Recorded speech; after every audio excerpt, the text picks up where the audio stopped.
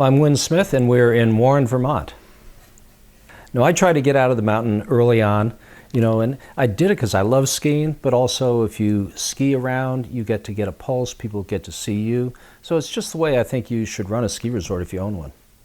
I tried to get out at least 100 days, and I think my all-time record was about 143, if I remember correctly. Last year I fell down because of COVID to only 116, so I'm going to try to bring that back up again this year. I don't know why people start skiing at 10 o'clock. The best skiing is first thing, first chair. And now with the high-speed quads, in 2 hours you can get a full day in, where in the past it would take you an entire day to get 12 runs in. I'm an atypical ski owner. I didn't ski as a child. I had a really good friend who actually was the grandson of Averill Harriman and started Sun Valley. And so he invited me for a weekend. We went up to Hunter Mountain. He lent me his skis, his boots. We got to a rope tow. They grabbed the rope, they went up the mountain. I grabbed the rope, I fell on my face. I tried that 4 times, sat in the lodge for the rest of the day. I hated it.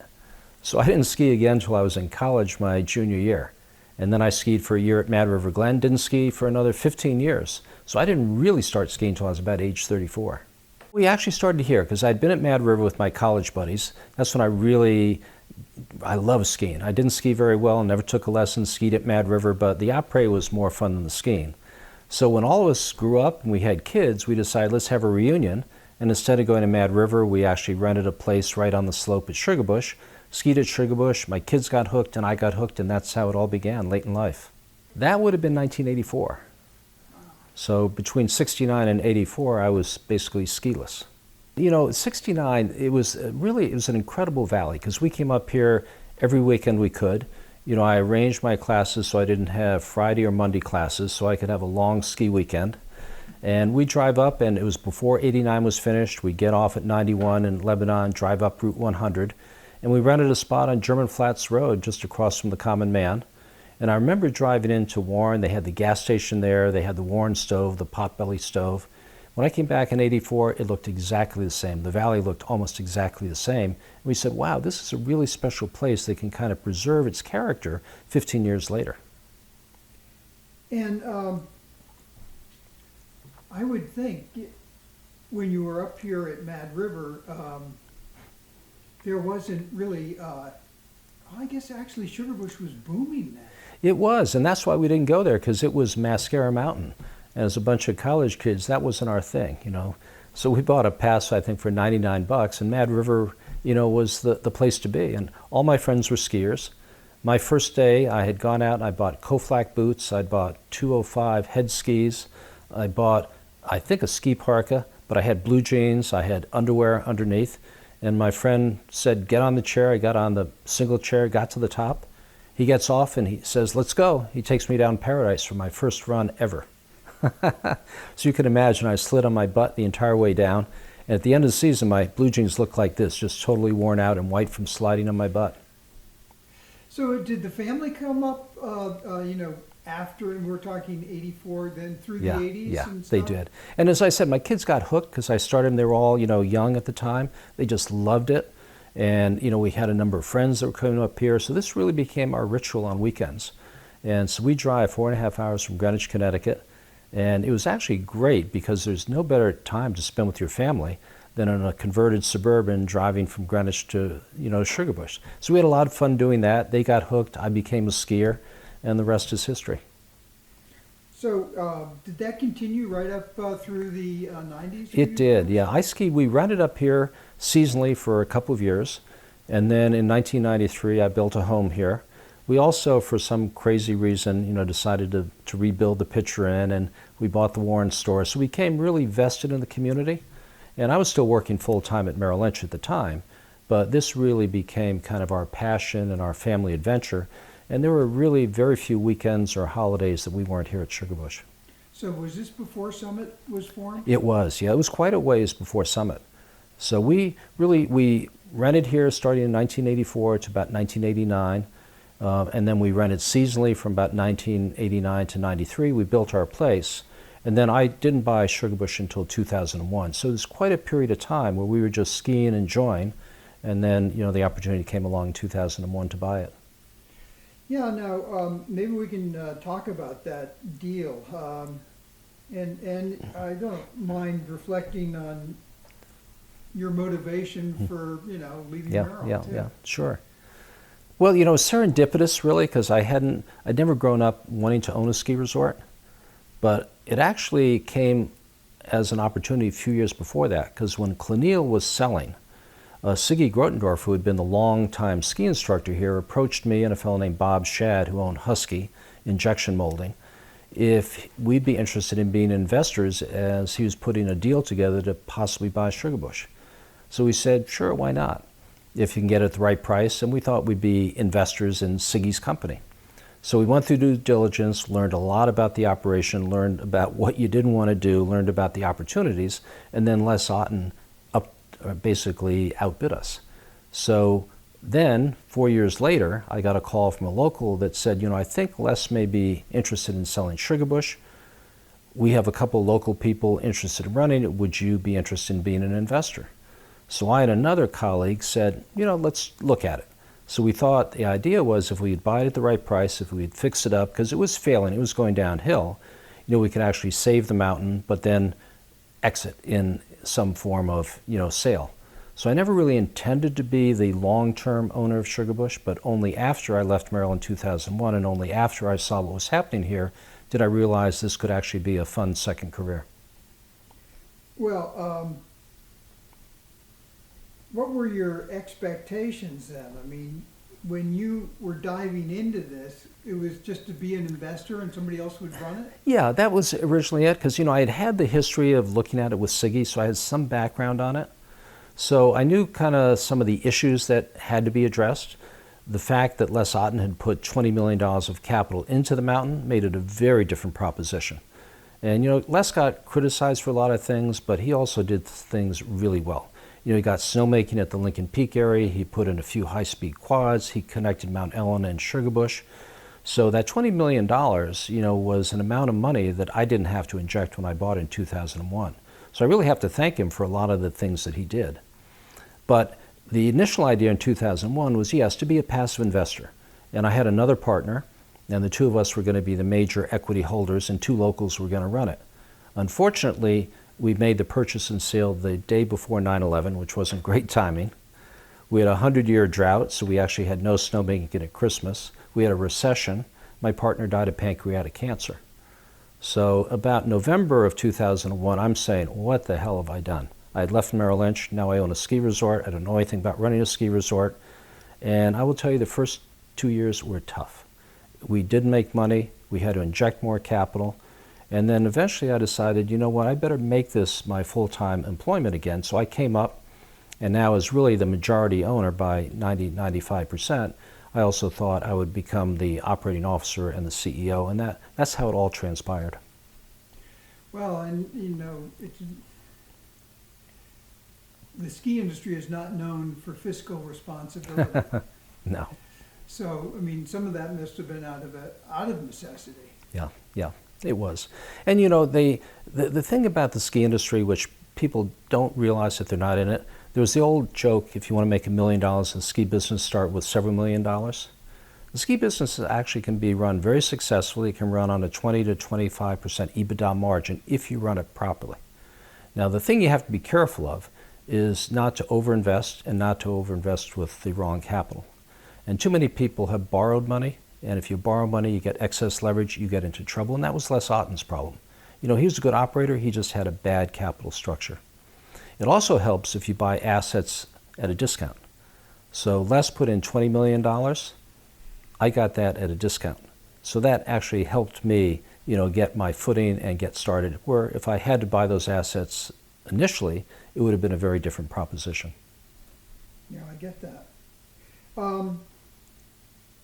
I've read that you brought some fundamental leadership principles that you've learned from your 28 years at Merrill.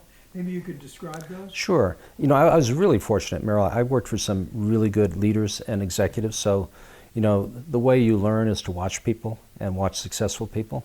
And Merrill had a couple of principal core values that really, I think, distinguished it in Wall Street and really made it what it was up until its demise, later in the 2007 period.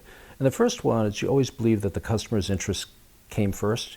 You had to put your position in looking at the customer and really understanding what they wanted and what was in their best interest. Secondly, you recognize that your best assets are your people. So you really have to have a responsibility to them. You have to respect them. Third is you have to operate as a team. You know, if one hand doesn't know what the other is doing, you can't be a functioning team. Fourthly, which is very important for this community in particular, is to be responsible to the community, to understand that you're part of a community, to give back to it, to support it. Because if you don't support it, they'll kill you. But if you support it, you really then become part of that fabric. And then fifth, and not last by any means, is to operate with integrity. So if you can't read about yourself in the Valley Reporter the next week, don't do it. So those were the principles that I learned at Merrill, and I thought they were very applicable to Merrill Lynch. So we had those embedded in our core values. We added a few more later on, such as safety, and then I added fiscal responsibility, because you asked me about that. And if you don't have fiscal responsibility and know what to spend, how to spend, where to invest, you don't make it long term. So that was another discipline that we really wanted to bring into the operation.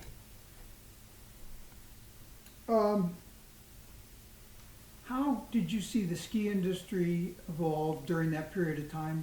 Can you characterize what you've watched over 20 years? Yeah, it was evolving.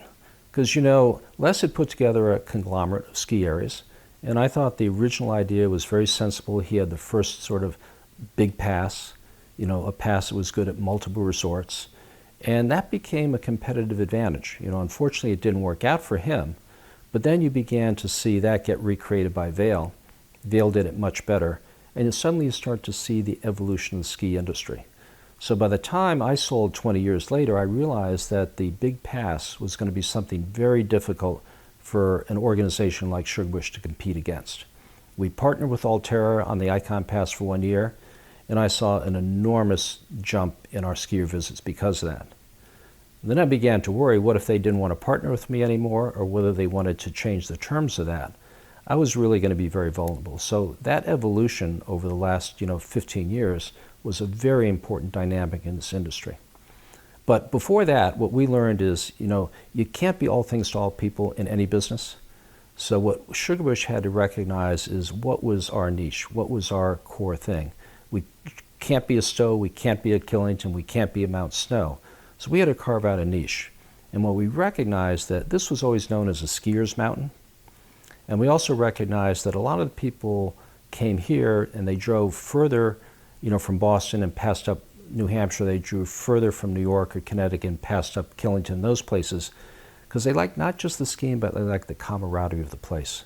So we really focused on creating, a place that could create and cultivate a spirit of lifelong adventure and camaraderie. And everything we did really evolved around that thought, adventure, but also the camaraderie. And that means you're creating a community that people really enjoy and have fun being part of.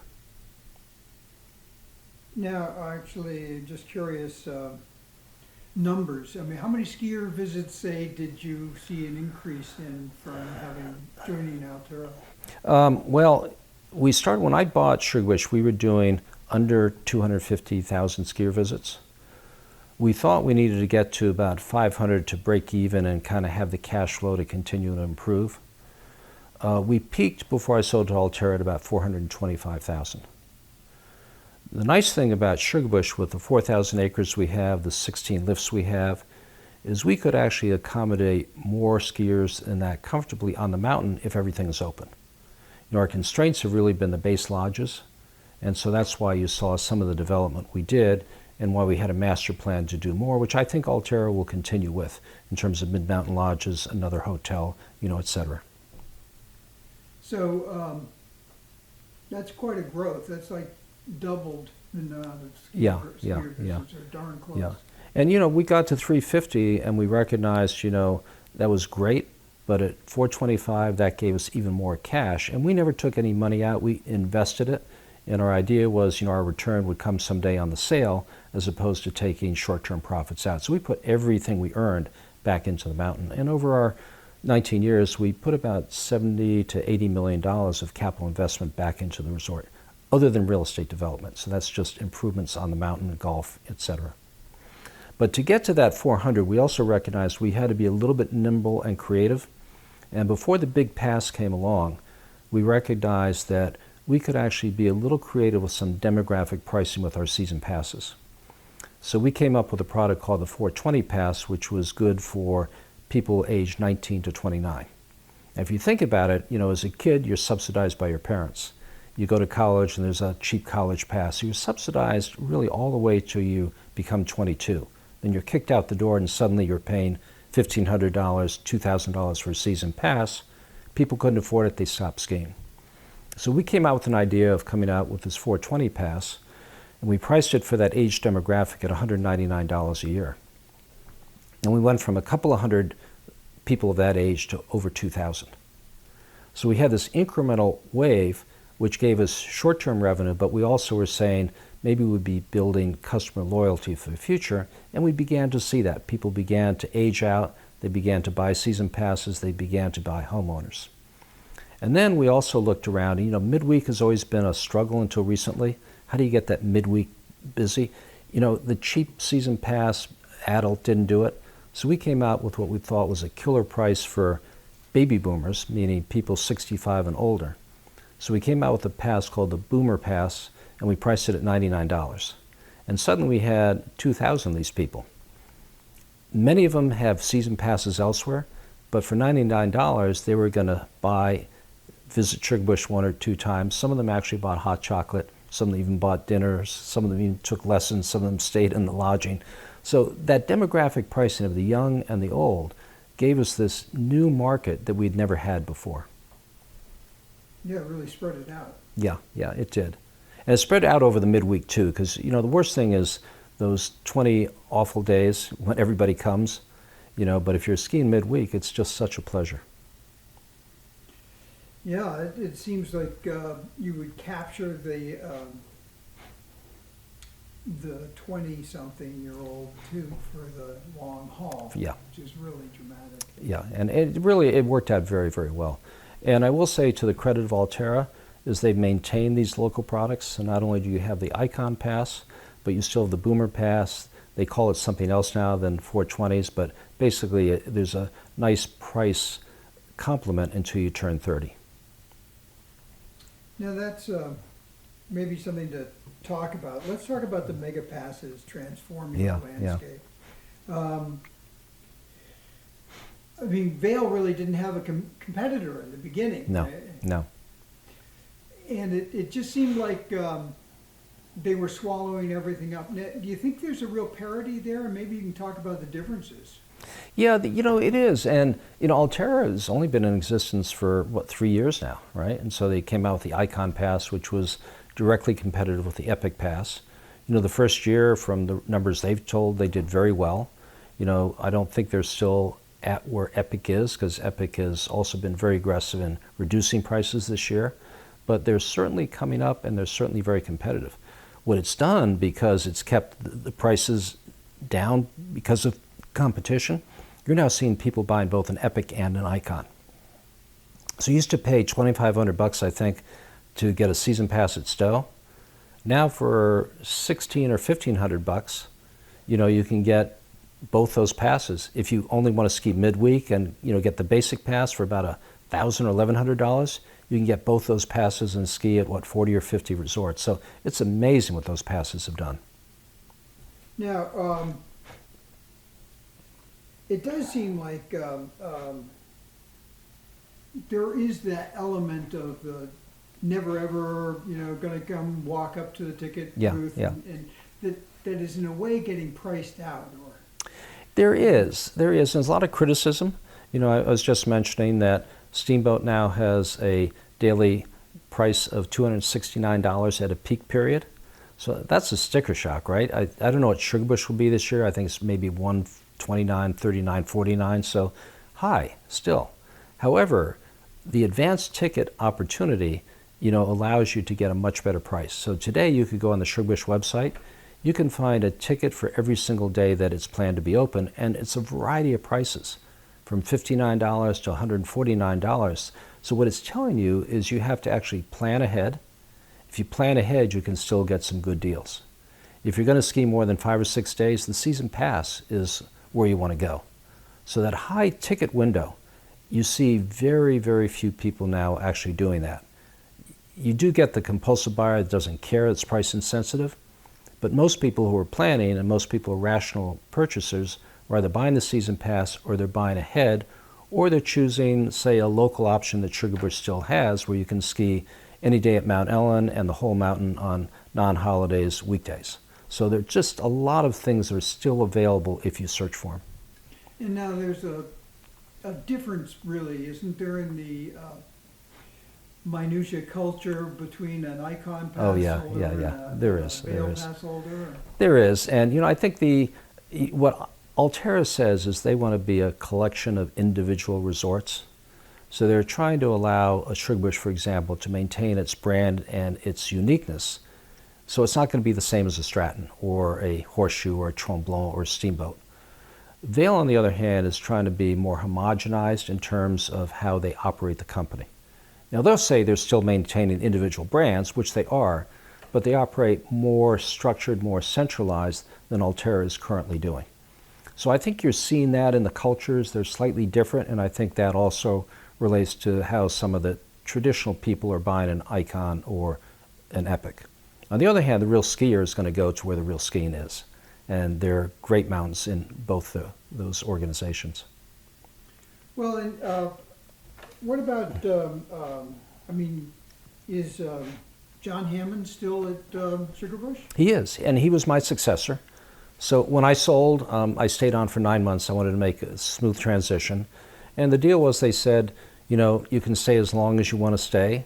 And I said, that's nice, and I'll stay if you pay me $1 a year because I don't want any obligation.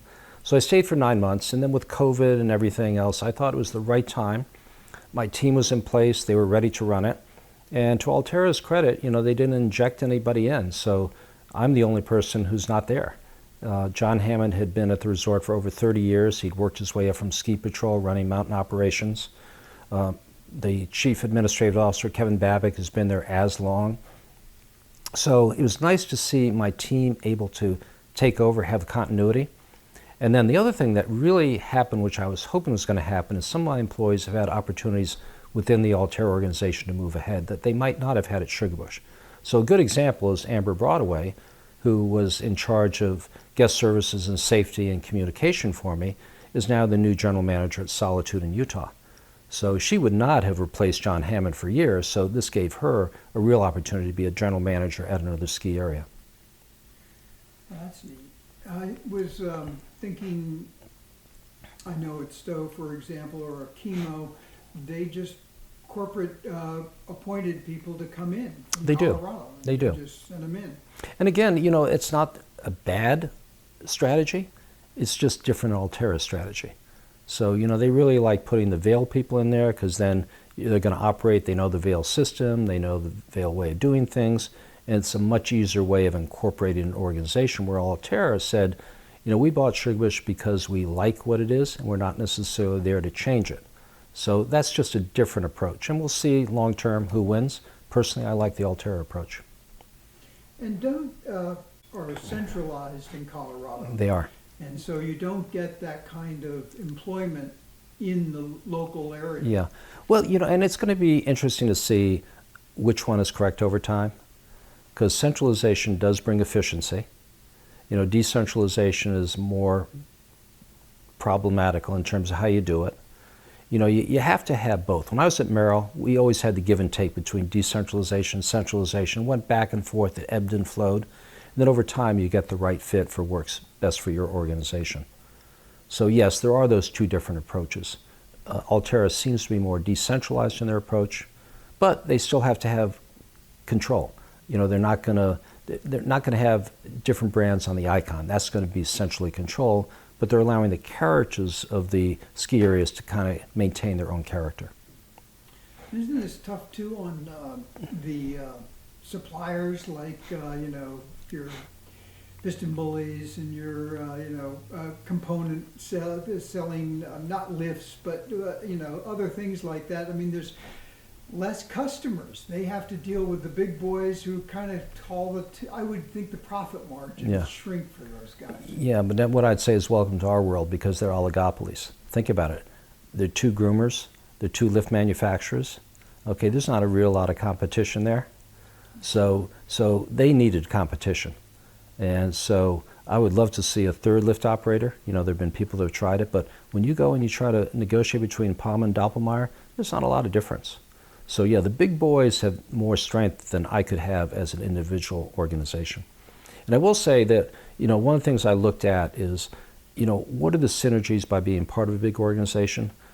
Little things like being able to self-insure workers' comp. I was paying a premium of $800,000 a year. When you're part of a bigger organization, it can be self-insured, and then the accountability is on your experience as opposed to what the profitability requirements are of an insurance company. Even saving 10% on a groomer that costs $500,000, those are big dollars. Yeah. What? Well, I go to the consumer. I guess the ratio of people's disposable income over the last 40 years has gone down. And the cost of skiing. Yes and no. I paid far more for a season pass when I was skiing in 1993 than I do today. So even before inflation, you know, a season pass today is cheaper than it was 15 years ago at many resorts. So adjusted for inflation, it's a lot cheaper. Now, my ski equipment is a little more expensive, my food is a little more expensive, but overall, it's not nearly as expensive as that day ticket, you know, indicates. See, the biggest problem with this industry is everybody's focused on the day ticket. You know, they're thinking of the $269 Steamboat Pass as opposed to the $600 or $500, you know, Epic or Icon Pass. Which was at Stowe 2,500. Which was 2,500, right? But so are you bullish on I am. sport? I am. Now, it doesn't mean that it's going to happen without some work. So I think the thing that the ski industry is recognizing is, you know, we were built by the baby boomers, and we were built more by male baby boomers than even female baby boomers. You didn't see a lot of people of color skiing. You know, the new demographic is different. You know, people 12 and under are 50% non-white. So the ski industry has to understand, how are you going to attract that new demographic? I think it's been slow in coming, but it's starting to come. People are recognizing that we really have to reach out, you know, to the next generation and not just rely on us baby boomers who are still around, but we won't be around forever. So yes, I'm bullish on it, but I think we also have to learn to make sure that we understand, you know, how to build that next core group of skiers. Well, you know, I guess the other question is climate. Mm-hmm. I mean, we're Yeah, it's clearly an issue. And again, part of my thinking in selling Sugarbush is we had made significant improvements in our snowmaking system, but looking at what I thought we were going to need for the next couple of decades, that was going to be a sizable investment in increasing the amount of water we could put on the hill. And that's not inexpensive. So I think what you're finding is that, you know, if the winters get shorter, that's not necessarily terrible for a ski area because you lose money early and you lose money late. So you're making money really in the core part of your season. But what we're seeing is the weather volatility. So if we lose our snow in January and we have to remake it, you know, that's tough. So you really have to have the capacity to be able to do that. You have to respond quicker to weather events than we did in the past. and I can see where it takes the resources to do that. You need the resources, and also, you know, it's not going to be the same everywhere. I think we're more fortunate here is we are more northern exposure and a higher elevation, say, than Massachusetts or even New Hampshire. So the impact is probably going to be slower coming here than it may be elsewhere, but it is still going to come. So we have to be prepared as much as we can be. In our lifetime, skiing's not going away, but it's going to change. What about these independents? Can they hang on? Do you think they can survive? I do. And again, I think, you know, it's hard to generalize, but I think some independents are very strong. I think they have a niche. I think they know how to advertise, you know, and market to their core customer. Again, as long as they're smart operators, I think you're going to see some very strong independents survive as well. What I guess I'd be curious, what experiences here at Sugarbush, what were some of your best, fondest memories in this 20 years? Oh, I have lots of fond memories. I mean, I really love, I had a great first career. I love the first career. I love my second career equally as much. And, you know, my best memories were being on the mountain, you know, having some fabulous days of skiing, fabulous days of adventure. But I also just really liked the people.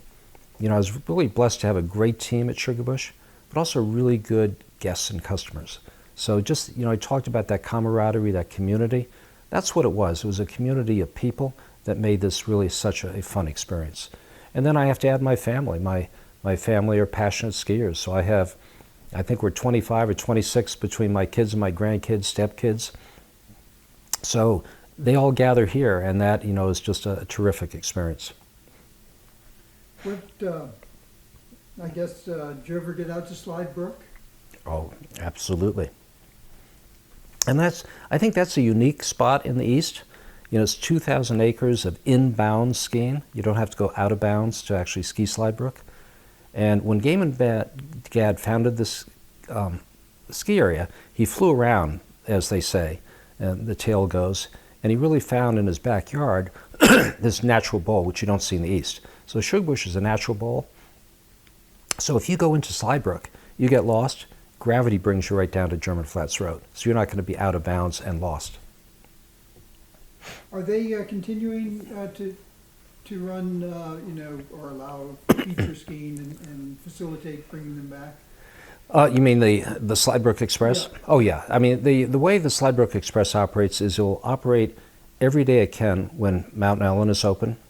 So there's a reason to go back and forth. But the limitation is there has to be enough snow depth in order for the lift mechanics to get in to either repair the lift or evacuate people. And so with climate change, you know, very often you're seeing the snowpack reduced because you can't make snow in there. So some days the lift doesn't operate because there's not sufficient snow for safety.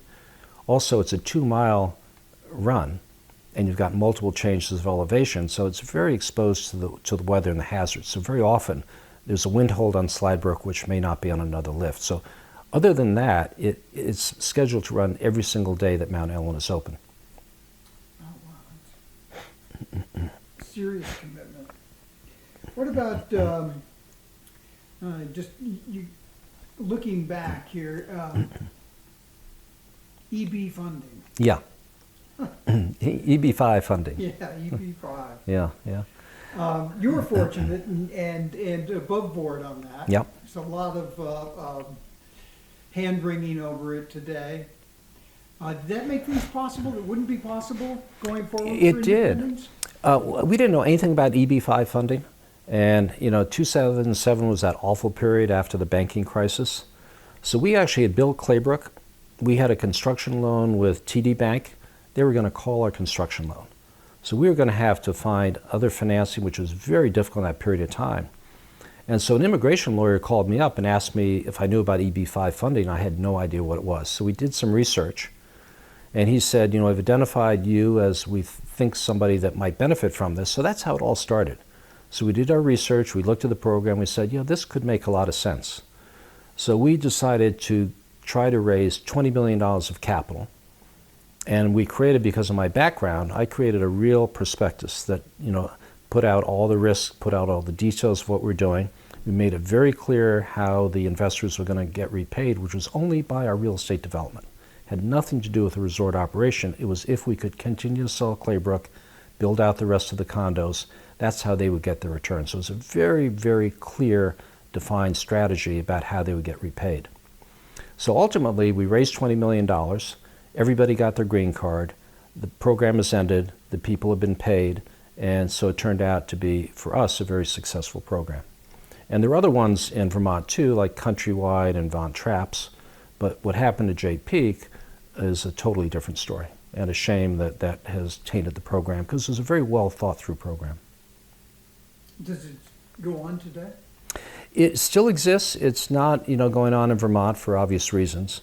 But I think, you know, Vermont would love to get it resurrected again once you get past the image and the troubles of Jay Peak, because it really was meant to provide capital to areas in high unemployment that needed, the capital and to attract people that had the money to invest in order to basically facilitate a green card. Would you fault the state for what happened up at Jay in part? I think in hindsight there should have been more careful due diligence. I think, it was a little bit bigger than what the state had been used to doing. So I think now in hindsight, I think the state is far better prepared to do a program in the right way. And I think that's, been a learning experience for them. So was the instrument just too complicated for the state to manage? I don't know. I think in many ways it was. I think the state also put themselves in a difficult position of being the regulator and the solicitor, if you will, of the funds. And that's not a good position to be in. There was a conflict of interest that should have been thought through differently in hindsight. So what's going to be the outcome up at Jay? Are they going to join, be bought up by Altura or? That's the $1 million question. I mean, I hope it ends soon because it's such a good ski area. It's such a good ski area that you really want to have it in the right hands of somebody other than a receiver. Yeah, and they're the only independent really in play right now in the state. Yeah, it is. But it's a different type of ski area now because it has a big water park, it has a hockey rink, it has a soccer field, so it's very different than the traditional ski resort. And that's a plus and a minus. So you're going to have to find the right buyer. It's also very dependent upon the Canadian market. So it really is a unique, sort of business that's going to require, I think, the right owner to come in and recognize. Now, when you were rebuilding the entire base area at Sugarbush, you came under some criticism for sucking business out of the valley. I mean, if it was criticism, it was fake criticism. So no, we didn't suck anything out of the valley. If anything, we've added tremendously to the valley. And for every dollar spent at Sugarbush, there's an equal dollar spent elsewhere. So you think it lifted the... Oh, I know it lifted the people, absolutely. And I think most thoughtful business people would say it did as well. Now, you can't make up for a bad operation. So if there's a bad restaurant, you can't subsidize that. But the good places, I think, have done very well. And I think they'll continue to do very well by what Sugarbush will continue to bring in the future. Well, again, that having that connection or tie-in amid the competition that's going on makes all Absolutely, the sense in the world. absolutely, yeah. Yeah, unfortunately, if Sugarbush didn't exist, this would be a very different valley. So if nobody wanted any growth, then get rid of Sugarbush. But if you want to have growth and prosperity, this really is going to be a pillar of the community for years to come. And I will say, we've always gotten along really well with Mad River. We've never viewed each other as competitors. In the days of Les Otten, there was more competition, but we've always viewed ourselves as very complementary. We've had a joint college pass program. We had actually a joint 420s pass program like that. We start off each year with a big kicker where Sugarbush and Mad River come together to celebrate the opening of the winter season, and that's continued under Alterra as well. Yeah, so I would second that. I think that they're very different too in how they approach, and I see it in the race programs, how they're complementary back and forth. Totally, yeah. Yeah, at one point we had that randonnée race that started at Mad River, went through Slidebrook, ended at Sugarbush. I'm a shareholder of Mad River Glen. My wife had two, and she gave me one for Christmas. So we're both shareholders of Mad River. Well, I I said to John Egan that I was a Mad River skier, and he said, well, so am I. So, yeah, no, I think that's true. We're going to be talking to John this week. Yep. And do an interview with him. Which John? John Egan. Yeah, great. And so I felt that he really helped spearhead and move the backcountry experience for you there. Absolutely. Was that a conscious effort to try and... Yeah, I think that actually probably started before me even. But yes, once I had it, I saw the benefits and the special nature that John brought to a ski resort. So when I first bought the resort, he wasn't working full-time. He was seasonal. He was doing different things. And then we brought him on one year to run the ski program actually with Doug Lewis. So they were two co-heads. You know, John's strength is not administration. John's strength is leadership, skiing, charisma. So we realized that it was much better for him to be out there with the clients, much better to be in touch with the people. And so he was winter for a while, and then he was doing construction in the summer. And then about 10 years ago, I think, or so, I brought him on full time. So he actually really helped with our summer programs as we were starting them with the mountain biking, the camps. And then, you know, as he aged a little bit, he did less in the summer, but he was really an all-purpose ambassador. So he, you know, he skied with people, he gave lessons, he went to the Warren Miller films, he skied with dignitaries, you know, he skied with the press. So he was really kind of an ombudsman, if you would, a general ambassador for the last number of years for us. And a great skier, great guy, fun to be around. I took tips from him. I love skiing with him. So he was just, you know, he was a really good, important part of our development here. Part of that moral fiber. Yeah. Well, I guess I'd ask if you have any powder day that sticks out in your mind of these seasons. Or is there any? Yeah. You know, there was one a couple of years ago, and it was I took my privilege with my blue jacket on. I got on lift first, and I got up Heaven's Gate first, because it was just one of those days I hadn't skied powder in a while, and it looked like we had probably a good foot of snow out there. And I remember going down Ripcord, and it was the most unusual sort of texture to that snow. It wasn't really fluffy, and it wasn't heavy. It was just sort of moist enough so that you were going down a steep slope, but it was almost checking you, you know. And so you just had this beautiful sort of glide down, you know, first tracks down Ripcord, you know, nonstop. So that's actually, and somebody took the picture of me from the lift, which I have, and I just looked like such a friggin' good skier that day, but the snow was really almost helping me make the carving so smooth. So that's probably my best powder memory for a while. Well, I don't have anything else. Anything else you'd want to add from these 20 years? No, what I'd say is, you know, I loved being the owner for 20 years, but I was really just the custodian for 20 years. So, you know, the people that brought this here, the Gads, and the Roy Cohens and Les Otten and everybody else, they all created the story. You know, I just happened to build the story for 20 years, and now I think, you know, Alterra and under the leadership of John Hammond, that's going to continue to evolve and build and just be a great community where you can have adventure and camaraderie for years to come. Let's hear it for those grandchildren. Yeah, absolutely. Well done. Thank you. Good questions. Did you say you lived in Greenwich?